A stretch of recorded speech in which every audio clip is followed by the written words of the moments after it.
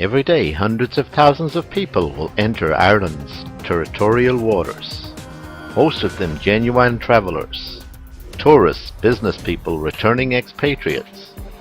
And like any other country in the world, there will be hundreds, if not thousands, of dodgy bastards trying to import into Ireland all sorts of illegal contraband. Drugs, alcohol, tobacco, dodgy handbags, sneaky sneakers, counterfeit sex toys, you name it, it's on the list. Anything to turn a dollar. Many of these dodgy bastards target Ireland in the mistaken belief that they will safely navigate the Irish customs and excise stations that they will meet on arrival. The sad reality for many of these dodgy bastards is that they will be met by one of the most highly trained and well-respected customs and excise teams in the world. I'd say it's going to be busy today. I have a feeling. The boys say it's like a sixth sense that I have. I can nearly sniff out a dodgy bastard before he even gets off the plane. Now, you might find that hard to believe, but after 30 years coming in here every day, you get a feeling for what day is going to be busy, and today I'd say there's going to be an awful skite of them around the place.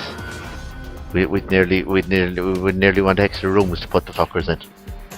Oh yeah, today's going to be a day, and it's coming up to Christmas, you see. They're out, they'll be out around flies around shite now this time of year, you know. The DBs. Oh, where exactly are you going, sir? Cork. Okay, bang ahead. Have a nice day. You have to be nice to them. I mean, I get so many young fellas coming in, and they're breaking my balls, trying to chat me up and asking me out for drinks and stuff. And I tell them it's only fucking 9:30. Will you stop in the morning? You know. This evening, I'm going to start off making some pizza dough. As I tried to show you last week.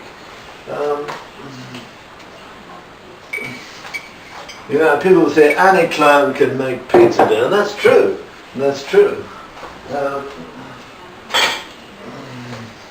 I lived with a clown in Paris for a couple of months, and he was actually a circus clown. He was a clown for the circus, and I showed him how to make pizza dough, and after a couple of days he was quite proficient at it. Oh yes, the milk is just circular. I like to use plain flour.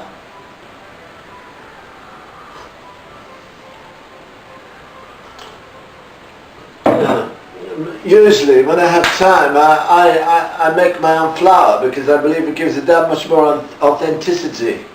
I have a little millinery out in one of the outhouses that we make the flour there. We actually grow our own wheat. A little bit of land out behind the millinery, which is behind the garden, and we have wheat there growing tomato.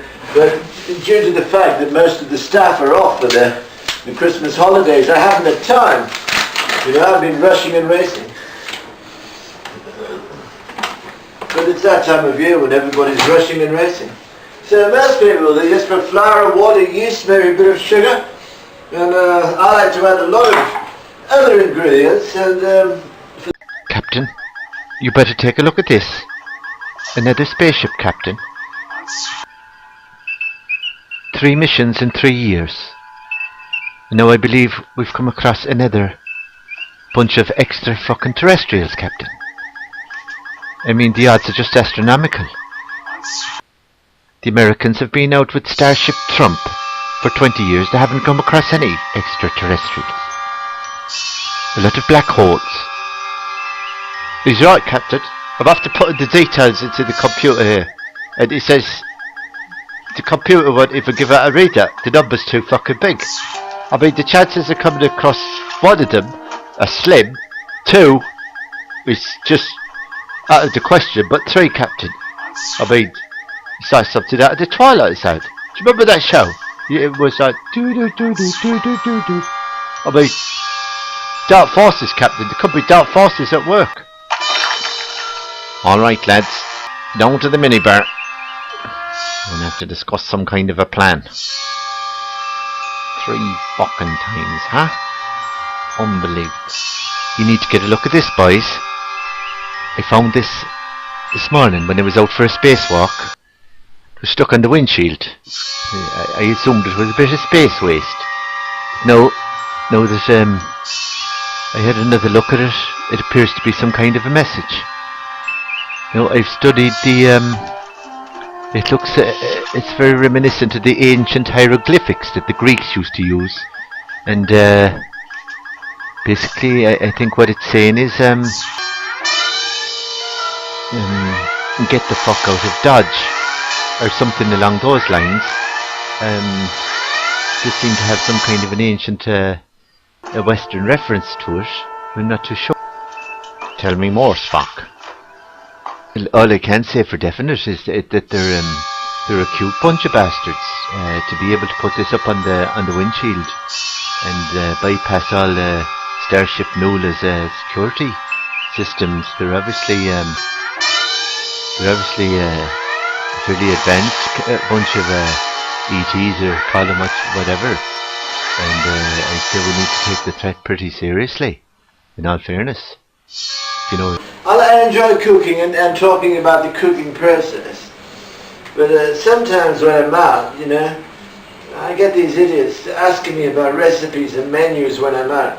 They say, what's the worst time is during cocktail hour. I usually have cocktail hour between 8 and 10 o'clock, Monday to Friday, Saturday, Sunday between 8 and 10:30. And then when you get these idiots asking about cocktails, asking about recipes and this and that, I said, please, would you? It reminds me of when I lived in Hampstead Heath in London for a couple of years. This is where I did some of my early training with the MI5. I had a nice little apartment. It was just a couple of miles away from Chelsea, and we were at a party one evening. Yes, and I was telling a few stories about. A few stories about my college days and stuff, and other stories that you can't even speak about them now, because if I was to put them on the YouTube or whatever, they would probably be censored by the censorship board, you know. But I was telling a few stories one night at a party, and there was quite a few people at the party. There was about maybe 60 or 70. They were all having a drink, and a few of them chatting. Most of them were just listening to me telling my stories. So then I got a tap on the shoulder. I said, excuse me?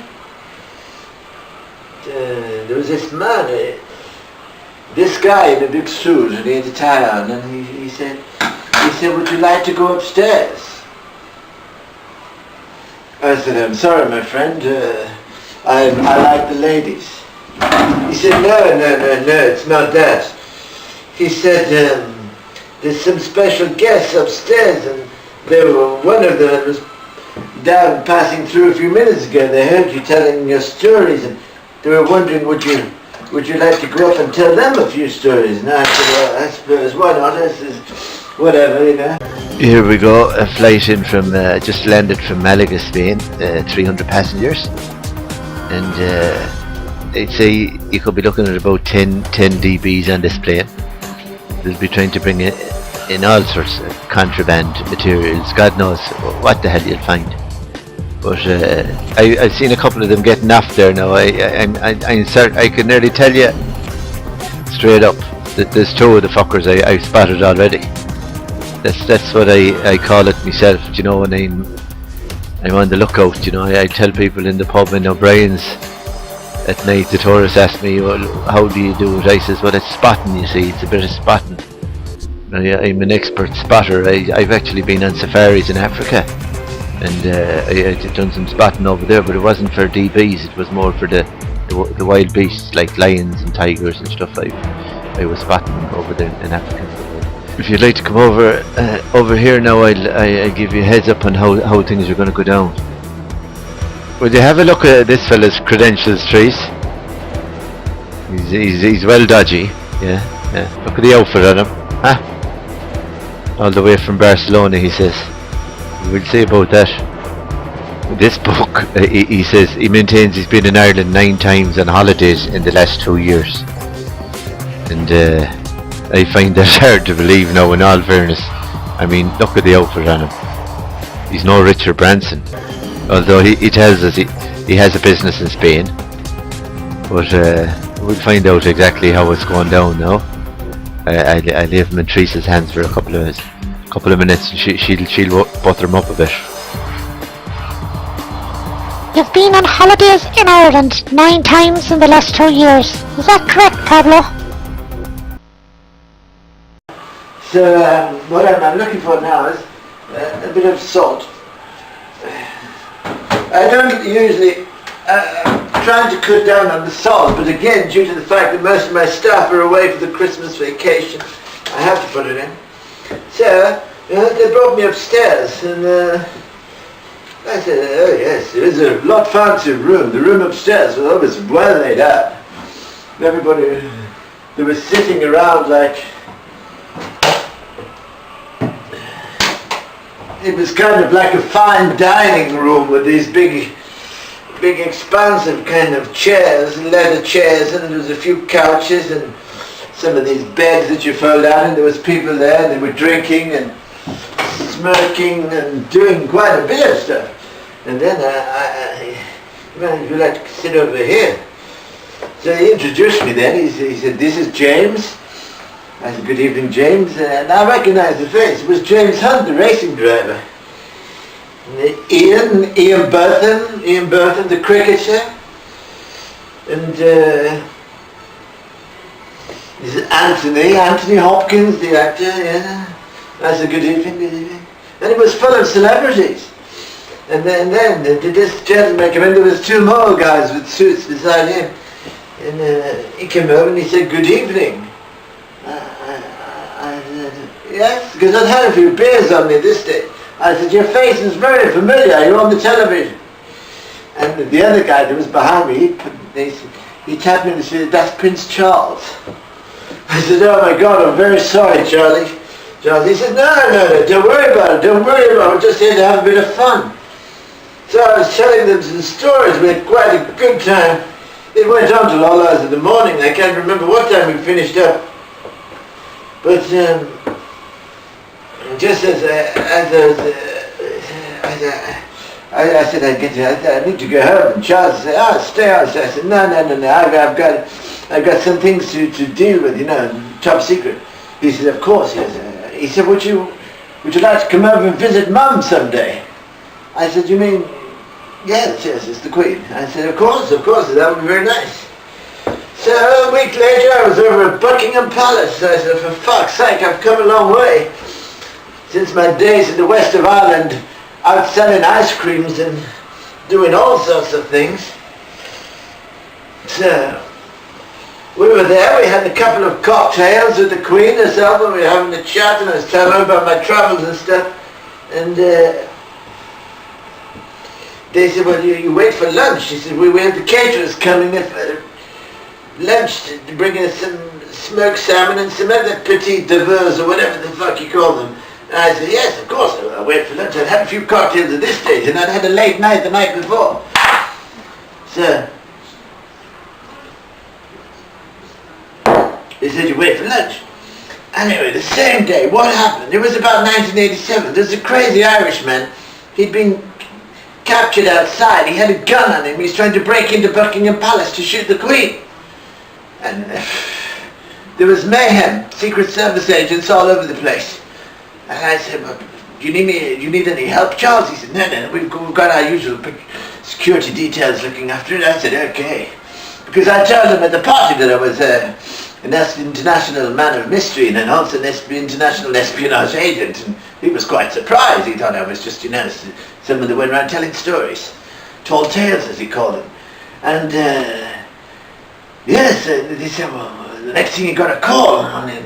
We were one of the first cell phones in England. It was bigger. It was like a wine bottle. He said, hello, Charles speaking. Yes, the caterer can't come now. The caterer, the place is on lockdown for 4 hours. So Charles said to me, he said, you won't believe it, Sylvester. He said, the place is on lockdown. The caterers can't even get in. I said, well, you have a kitchen here? He said, of course. I said, do you have any food in it? He said, yes. He said, what are you proposing? I said, well, I have some culinary experience, catering, you know. He said, really? He says, did you study? I said, no, I opened a little restaurant when I was about 14, just kind of a weekend job, you know. Small little cafe with a quite discerning clientele. And he said, how did you learn how to cook at that? I said, well, I was cooking since I was about 8. He said, by the time I was 11, I was a bit of a whiz in the kitchen. He said, my God. So I went down and I said, what would you like? He said, well, what's your speciality? I said, well, pizzas.